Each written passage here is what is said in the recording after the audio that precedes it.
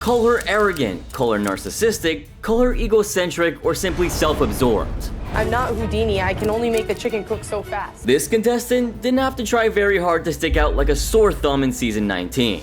Yeah, I'm talking about the endlessly aggravating Amber Lancaster. I don't want to talk about it. And I'm sure I'm not the only one who found her to be infuriating. Amber, are you still in your head? Throughout her journey, which surprisingly lasted for a significant portion of the show, Amber's behavior tested the patience of her teammates and pushed their tolerance to its limits. Amber, relax, chill out. She promised to let her experience do the talking the day that she showed up, but nobody expected the amount of drama she would bring to the table at the very same time. She's like 80% here and 20%. Before Amber even set foot in Hell's Kitchen in Las Vegas, she was studying political science at the University of Arizona. And she was really keen to take up law school right after. But it was around this time, while she was studying for her undergrad, that one of her uncles helped her realize her true passion. This pushed Amber into enrolling into the prestigious Le Cordon Bleu College of Culinary Arts in Scottsdale. Amber did have the experience to earn a little bit of bragging rights. But instead of showcasing it in her dishes, she decided to take it out on her teammates. I mean, sure, not many are fortunate to land jobs at Michelin star restaurants, which Amber was easily able to snag. However, sadly, instead of walking the humble road, putting others down was more her speed. Now, if you're still wondering what made her so unbearable, then let me give you a quick refresher. Right from the get-go, on the very first day, while most contestants were eager to gauge their competition, Amber couldn't stop talking about herself. Wait, did I say talk? That might be selling it a little bit short. In fact, she didn't even give a damn about Chef Ramsay's surprise for the contestants. When he opened the new Hell's Kitchen restaurant, all the contestants cheered on, but Amber, she just kept bragging about her own successes. Day one sucks to lose. My dish got a 4, a lot of the other girls' dishes got a 2. Let's weed out some of the weak links now. Yeah, like I said, she was the know-it-all. But you must be curious to find out what this haughty contestant picked for her signature dish. At first, she decided to go with a classic. My name is Amber, and I'm gonna do a New York strip. Yeah, I mean, I wasn't expecting any less from her anyway. But that's not what she presented. Turns out, Ramsay had a surprise up his sleeve. You are not gonna be making your signature dishes. I mean, could you imagine the shock? Ramsay was ready to gamble with the contestants, and the ingredients with which they had to cook was based on a slot machine. Amber was paired with Peter, and the two landed ribeye alongside beets and potatoes, a combination with innumerable possibilities. She decided to go with balsamic honey and Dijon ribeye. And this is how Chef Ramsay reacted. Cooked beautifully. Can you guys see that? Yes, sir. It's a very, very strong 4. Well, it looks like Amber was paired with her match, because sous chef Peter also landed a cool 4 points. But this is where Amber's arrogance really started to show. I worked hard for that 4. I'm glad I got that 4, and I definitely deserve that 4. Her dish did manage to impress Chef Ramsay, but her attitude was getting on her teammates' nerves. Considering this competition is based on teamwork and collaboration, Amber's attitude wasn't really what was needed. And sadly for her, despite her stellar performance she couldn't stop talking about, the red team lost the challenge and were asked to clean the Caesar's Palace fountain. And Amber wasn't all too pleased with the way the chips fell. This is a punishment and not a pool party. While she wasn't entirely wrong, the fact that she thought she was the only one who was right really got under my skin. Some of these people are not meant to be here. It's like a big problem. Every contestant on the show has to go through a rigorous audition process before actually making it to the top. So Amber's claims that none of them deserve to be on the show, except her of course, was uncalled for. Anyway, Amber continued her streak of winning praise from Chef Ramsay during the Creative Shrimp Challenge when she presented a citrus butter poached tiger shrimp with celery root puree. Beautiful. Puree, super smooth. Shrimp cooked beautifully. Honestly, Ramsay's reaction was pretty natural. He did like the dish, but I don't think he meant to say this. Chef saying that my dish is really a standout dish. You see, Amber was oozing with confidence throughout the competition. But during episode 4, after the red team won the wedding brunch service challenge, Chef Ramsay made a shocking move. Amber, you are going to the blue team, young lady. Yes, she was moved to the blue team, and none of the boys were happy about it. Well, of course, Amber herself wasn't prepared for the shift, but, well, she could do anything, you know? It didn't matter what team she was on. Being a great chef is all about adapting, and so I'm gonna show Chef Ramsay how I'm adaptable. So, what exactly do you call this? Confidence or overconfidence? Well, I would like to lock in arrogance as my answer. Now, cut to the Mexican cuisine challenge, and Amber was paired with Mark. The duo had to prepare 4 dishes, being tacos, tostadas, enchiladas, and chili relleno. Come on, beggars can't be choosers. Let's go, man. Come on, Adam. Fast forward to the cooking, and there she was, whipping up a side salad like it was no big deal. But oh boy, her teamwork with Mark, not exactly on point. Right from messing up their timing to bickering about how much to plate, this hot-headed pair wasn't exactly on the same page. Mark and I, match made in heaven, for sure. And when it was time for the judging, although the judges did love the salad, they had a small issue with it. Salad, the acidity, delicious. Peppers are no-no. Despite that, Amber and Mark were awarded with the same number of points as their red counterparts. And once they got back in line, Mark tried to reason with Amber, but she clearly wasn't in the mood to talk. I'm not talking to you about this anymore, so please stop talking. Ooh, feisty. I mean, Amber clearly thought that she was leagues above Mark. And maybe she was, but I don't think she had to diss him like that to his face. And things only got worse from there on out. In the following episode, during the Italian night dinner service, Amber was assigned to the fish station. She was pumped to show Chef Ramsay her stronghold on the fish, but the day didn't exactly go like she imagined. While moving her pans around, Amber accidentally dropped a scallop to the ground, and I can't tell you how disappointed she was in herself. Fuck me. I need a second. I dropped a scallop on the floor. But hey, she wasn't one to give up that easily. She then whipped up another in record time, but then came the raw lobster tail. Chef Ramsay was left shaking his head, calling out the fish station as the blue team's weakest spot. And Amber's ego was really hurt. Her station? How could it fail? Amber then jumped back into action and managed to get her refire accepted. But the damage was done. Sometime later, Adam tried to give her a heads up about her salmon, but she wasn't having it. 6 minutes. 6 minute turn. Get it on the heat. Get it on the heat. It's not gonna take me 6 minutes. She snapped back at him with a snarky comment, but, well, it sadly didn't end with a perfect dish. Once again, it was nothing short of raw. The famous chef was not happy about the sudden turn of events. I know you can do better than this. I know how to cook salmon. Well, come on then. Meanwhile, Amber felt destroyed. But instead of fixing her own mistakes, Amber turned them on her fellow contestants and got real annoying to boot. My team threw my name in the hat. Nobody wants to be in the final 2 with somebody who they feel is stronger than them. Surprisingly, Amber, despite claiming to be the best chef in the room, found herself to be the first nominee from the blue team. Clearly, they wanted to get rid of her. But Amber came back with a strong plea, claiming that she was a strong chef who wasn't ready to go home. However, Ramsay was looking for something in particular. He expected an explanation for her poor performance throughout the service. And this is what she had to say. I just was letting too many things get to my head. Back at the dorms, Amber's ego took center stage. She started to feel betrayed because she was convinced that the blue team nominated her out of sheer fear that she'd outshine them in the final showdown. And nope, these were not mere assumptions. She actually believed that she was a threat to everyone else. I don't know how to relax, but if you're doing back massages, I bet you I can learn real quick.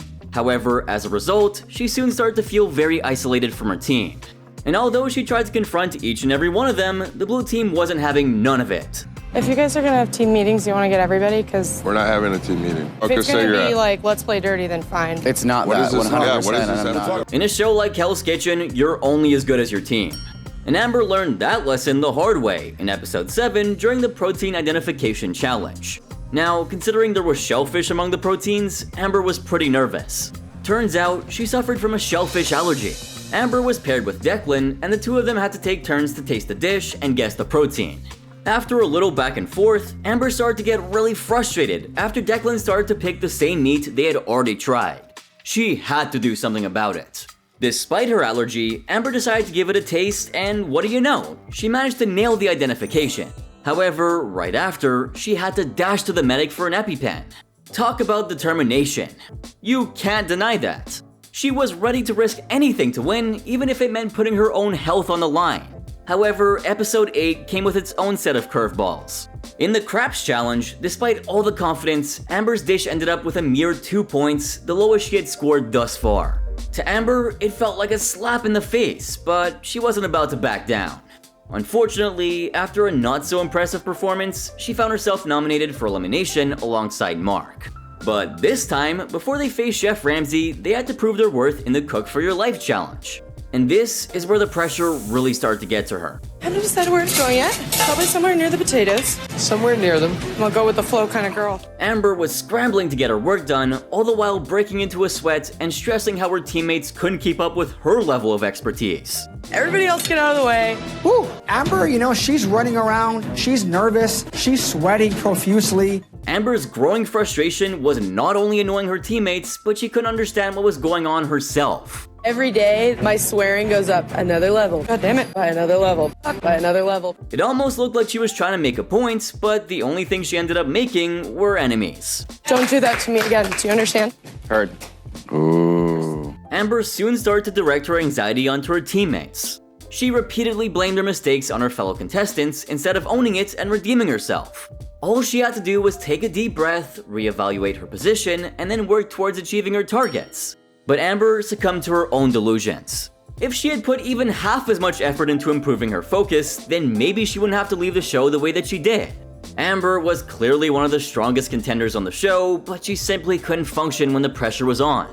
As the competition progressed, Amber's agitation started to grow tenfold. I'd have preferred Amber to have gone home tonight. I'm just sick and tired of listening to her moan and complain about everything else. She was fuming, feeling like it was her against the two dudes, Declan and Cody, from the blue team.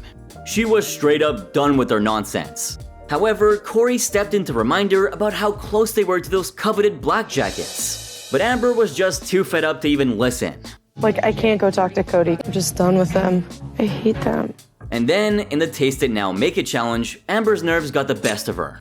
She panicked over the fish protein, ended up cooking both fish, and still got it wrong. Ouch. Not exactly a stellar start to the black jacket challenge, huh? 2.5 minutes to go. Oh, come on, Amber. Get this shit together. The pressure only mounted in the challenges that followed. Don't overthink it. I have a plan for the way it looks. Amber struggled with prepping the black cod and made some questionable decisions with her dish. The famous chef praised her sauce, but found the cod to be extremely bland. This was another blow that Amber never saw coming. But get up to the fish, and the fish is bland. Back at the dorms, to make things even worse, Amber crossed the line and made everyone cringe when she jumped into the hot tub with Mary Lou and Cody. Everything was going smooth. Can I come out here? They basically ruined it. Well, of course, nobody wanted her company, but, well, that was just a bit of classic Amber drama, right? If I'm being honest, Amber's presence felt intrusive and totally out of place. Instead of respecting their space and recognizing the intimacy of the situation, she threw herself into the hot tub without regard for their feelings. In fact, this little act of hers got quite some traction on Reddit, where people called her out for committing the biggest crime on the show. With all that, let's head over to the episode that sent Amber packing. During prep, she was back in the red kitchen, but had a weird feeling about the night ahead. Cody recognized her distress and even urged her to snap out of it. Amber, if you go into service like this, you're fucked. But during service, she couldn't get her act together at the fish station.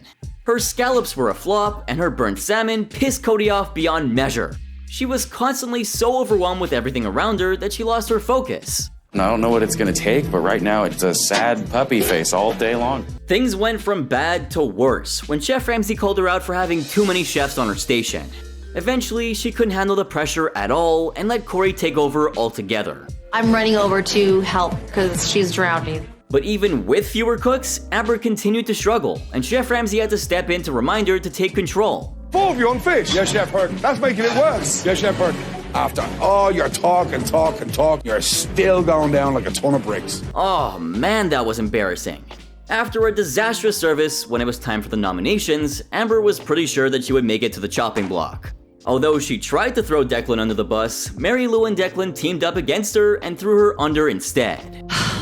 Amber, you're making it very difficult tonight. During her plea, she tried to save herself by talking up her skills and throwing shade at Declan, but it was too little, too late. Ramsay sent her packing, citing her poor performance and inability to handle the pressure. Take off your jacket, young lady. And what were his final words for her? Amber came here expecting to beat the competition, but her biggest obstacle ended up being herself. Ouch. That one's gonna sting for years to come. But he couldn't have said it better. It's true. Amber was indeed the cause of her own downfall. Sometime later, when Amber returned for the final dinner service, it was supposed to be her shot at redemption. But it quickly turned into a showcase of exactly how bitter and self-aggrandizing she truly was. I'm surprised you picked Jordan before you picked me. That's all. Okay, well, it hurt my feelings. Back at the dorms, instead of focusing on her role, she was busy stirring up drama as usual.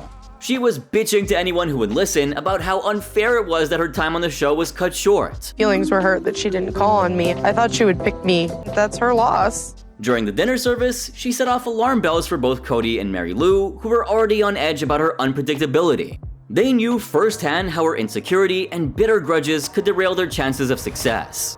Cody was particularly anxious, fearing that Amber's presence would throw a wrench in his and Mary Lou's plans. I have no doubt that Amber can cook. I just don't want Amber to get nervous that she's gonna mess up and make herself mess up. Back at the dorms again, Amber's skepticism of everyone around her was so palpable. This is going crazy. Like, girls, snap out of it. I cannot believe you picked Jordan before you picked me. She wasn't able to shake that feeling that she was being thrown under the bus, especially after Mary Lou nominated her for elimination in a previous round. She was on a mission for redemption, and anyone in her way was fair game. Amber's asking me a lot of questions. I don't understand why. I knew I was gonna have to babysit Lauren. That's fine. I can't babysit both. During the dinner service, Amber's failure to cook the chicken sent shockwaves through the kitchen. Mary Lou's frustration was evident as she struggled to maintain her composure in front of the team. Meanwhile, Cody was furious at Amber's incompetence, and he couldn't hide his disappointment knowing that their chances of winning were slipping away by the second. Amber is going down, which makes Mary Lou look bad, which makes me fucking pissed. Amber consistently blaming the blue team was beyond frustrating. It is definitely your loss. You do not have me on your team tonight. I mean, sure, they were winning challenges and holding their own during services while she was on their team. But instead of acknowledging that, she was all about complaining and whining. It's like she couldn't handle being part of a successful team without finding something to nitpick or complain about. I do not feel like I am the weakest person here. Instead of being grateful for the victories they were achieving together, she was busy stirring up drama and making enemies out of her own teammates. Smart? Not really. I don't know why, but you've lost control. Despite repeated assurances from the guys on the blue team that they supported her and genuinely wanted to collaborate effectively, Amber seemed to be unable to overcome her suspicions. Are you kidding me right now? So stupid. The degree to which Amber allowed her paranoia to dictate her actions was beyond the pale, and it showed among her teammates. If I'm not going down, you shouldn't be going down. What is happening, Amber? But here comes something that you might find super interesting. Amber and Nikki, who couldn't stand each other on the show, ended up working together at MC Hotel in Montclair, New Jersey. Talk about a recipe for disaster, right? But hey, these two went from enemies to besties faster than you'd expect. Plot twist! By the way, Amber then landed a gig as an executive chef at Soho House & Co., where she was getting rave reviews left, right, and center. And guess what? She also had a live session on Instagram with Hell's Kitchen winner Corey. They had a whole conversation about their days and everything. As of now, she's the executive chef of a Perium hotel group. What's more, when she's not busy whipping up culinary masterpieces, she's cozying up with her partner and sharing glimpses of their adorable moments together. But most importantly, Chef Amber shows off the latest culinary creations that she's putting together. Amber's journey on the show was a pretty wild ride, no doubt about it. Sure, she may have rubbed some people the wrong way with her attitude, but hey, we've all had our moments, right? From her days as a contestant on Hell's Kitchen to her current role as executive chef at a Perium hotel group, she's proven that with talent, determination, and a sprinkle of humor, anything is possible. Even growing out of the most horrible of attitudes. So, what are your thoughts? Let me know in the comments section down below.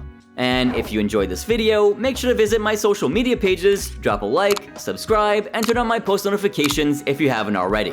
And if you thought this video was crazy, then wait till you see my next video right here, since it's even better.